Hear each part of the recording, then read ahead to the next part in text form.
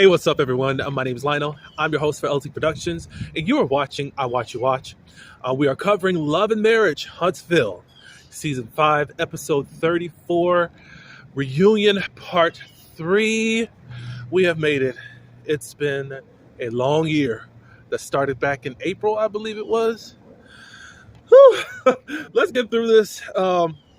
This Mel and Betty thing is so crazy. Betty, I understand how you feel.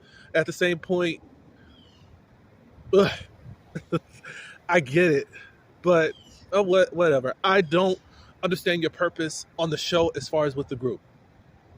We don't need another Miss Wanda coming in here infiltrating the group per se. I understand you have your opinions about Mel. I get it. I do feel like, look, people gonna do what they want to do. They're grown. Mel does have a certain influence over her millimeters. A lot of them are just bat-ish crazy, and that's just how it is. They are, and they do it in her name and think that they're justified, and everyone else they think is open season to go in on their lives, which is really weird. Anyways, Stormy just basically said, "Hey, I know how I felt or feel that you could have done a little bit more on your end before this stuff spiraled out of control. But hey, I respect you, Mel. I respect you built this, and I respect everybody on the stage." Because Carlos did ask, "Where's your relationship stand?" So Stormy just stepped up and just said, "On my end, I deaden it. I don't want this stuff in between y'all. That's just it." Because Mel's like telling Miss Betty, "Grow up." Betty's like, "I don't like you, and you don't like me." No, that's a one-way street, ma'am. That's a one-way street, and I'm glad that she did say that. All right, so Junior is there. I love Junior.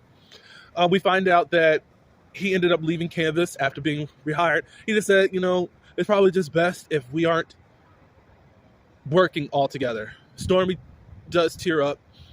He's now a manager at a restaurant. And Stormy said, "I wish you could have been a manager at Canvas." Maybe that would have been a little bit more an initiative for him to do what needs to be done. I'm just saying. I know you guys are a mom and pop shop, and you are spreading abroad. Some people need a little bit more initiative in order to put them in the right place. That's my feelings. Miss Betty and Lisa. Lisa opted not to come. And Miss Betty was like, Carlos asked what's going to happen with that relationship. She said, I tried. We had the fish fry. I tried to get a group hug. I don't know what to do. I think you have, I can't do that. I can't really determine who is at fault. Probably both of them are at fault. Both are stubborn. Both, I think Miss Betty is feeling the pressure of having to be the caretaker of her mom.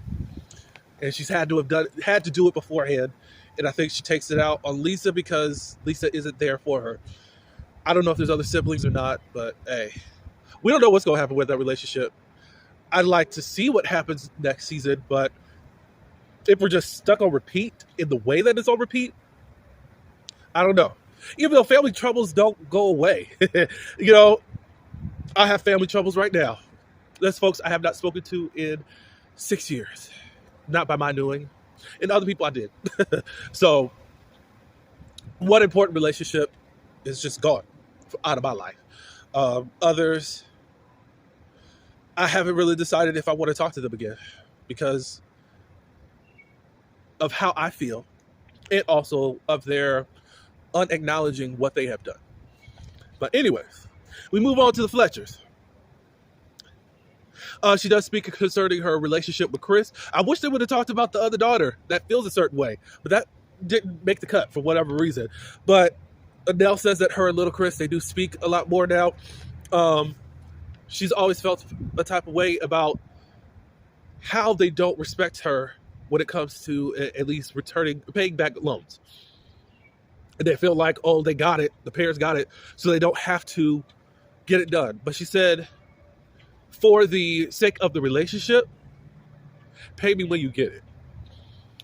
It still feels like a caving in. I get that relationship is important, but these jokers got to figure out, look, in the real world, you won't get this type of grace. I think there's got to be a balance there, and I think there's got to be more um, how can I say this? There's got to be a respect, and you can allow grace. Get a payment plan together or something, But we needed to speak about the other daughter that has a lot of problems with you guys. They talk about the expo. Nell says that Tisha said that they were going to be a part of it. And their whole thing is, if you're going to do, now we understand why they was asking so much the way that they were. Like, say what you mean what you say. Do what you're supposed to do. And Tisha said, what did she say? It did slip her mind. I think at the time she wasn't even friends with the Fletchers, but it wasn't something intentional to leave them out. Marcel wants to be funny, change the shifting of the climate of the atmosphere, and saying, well, when me and Chris did meet up and he was talking about all the things that he does, he didn't even mention his wife. So it's like it was sexist. And Carlos says, that's rich of you. Marcel always got to be crazy. All right. It's still about the Fletchers, but the Scotts are asked, why was it important for you to ask about the infidelity that's been going on? Tisha said that she's been direct about the things that are going on in her marriage, and she just wanted the same thing. Look, the Scotts do get to skate by, or they answer in a way that is just not sufficed all the time, in my opinion. If anyone could show me how they're just always direct, we know what's going on. You can say somewhat in their marriage, because we've had so many talking points about it. Carlos asked Nell, when did you find out about Chris cheating? She said someone told her about it. And Chris denied it at first. She was relentless and she was going to find out the truth. And I think he ended up confessing. But he only cheated with one person. It wasn't some type of serial cheating that was going on. They separated for 18 months and then they got back together, She said, why did you guys get back together? I was just still in love with him. And love will make you do crazy things. That's what she says. I mean, she didn't have to get back together with him, but she just chose to do it. So, hey, kudos to them for wanting to fight it out even longer and to make it work. They talk a little bit about Mel and Martell and how they would counsel them. They would be at their home at 2 to 3 o'clock in the morning, trying to counsel them. What Nell gave some advice to Martell, you are just like Chris was. He had this cockiness and arrogance about himself. And he said, that's going to make you lose your wife. And that's what Mel's reason. Mel's reason wasn't because the girl got pregnant. The girl wasn't even pregnant then, as far as we knew. She left because she knew that his mindset had not changed. She said that in many interviews. Okay. Okay, that's that on that. We talk about Houston. Martell, who is this woman that you brought up into the house? He said that she was going there to give him a massage. Sir, let's not. She didn't have no equipment with her and all that good stuff. Looked like she was relaxed and ready to go chill with you. He says he didn't have sex with this woman and all that good stuff. Mel was like, well, where's your massage table? Where is all that? You didn't have any of that. Kimmy brings up that, I guess, Carlos asked, was any of the women offended by him bringing another woman in the house? And Kimmy said no. I guess the other one said, yeah, that she was uninvited. We don't know her. Then Kimmy tells Mel, well, you brought a masseuse. And she said, yeah. And where I got it from, I have this app named Zelle or something to that nature. And she ordered a massage therapist to come get her. And then, of course, Martell said, well, how come you are like, dude, shut up. You can have somebody, but I can't have nobody. I think it was during business hours, you dumb loaf. You had somebody coming in at 2 o'clock in the morning. That is disrespectful. Nell says that she wasn't offended because it was a woman. I would hope that Mel did ask, okay, can this person come by and give me a massage? Oh. So then this whole she cheated too. She cheated too. And Martell says that Mel cheated 6 years into the marriage. So then Mel was like, so that was 2014, 15. Where is your proof? Where is all that? Chris. Basically, Martell ain't saying nothing. Chris, why don't you check Martell for always going off on your wife? He says that he feels like Martell and Nell's relationship is like brother and sister type, and that's why he doesn't really step in that much in regards to that. And Mel said, off camera on the sidelines, none of us should be disrespecting one another.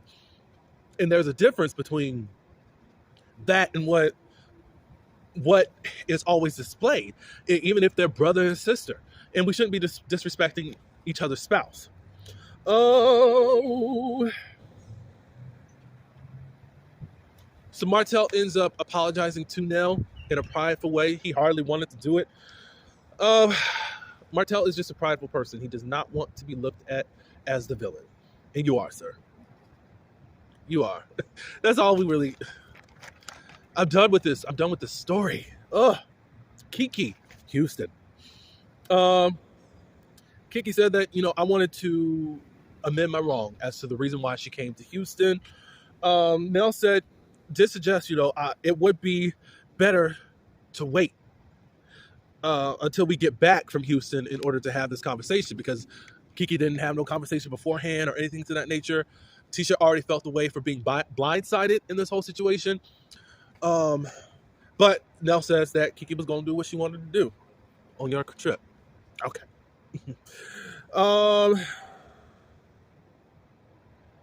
Carlos asked, is the relationship dead now? And Tisha said, yep. I want nothing to do with her. I'm not fixing it. Nothing. Kiki, did you use your relationship to get on the show? And it's been said that you chose the show over your own family. She said, that's not my intent. Kiki says, I wanted to get on the show. True, but that's not what it was. And she feels like Tisha switched up on her. Kiki, I don't know how to help you in this whole situation. It's like, I root for you, but you came in totally wrong.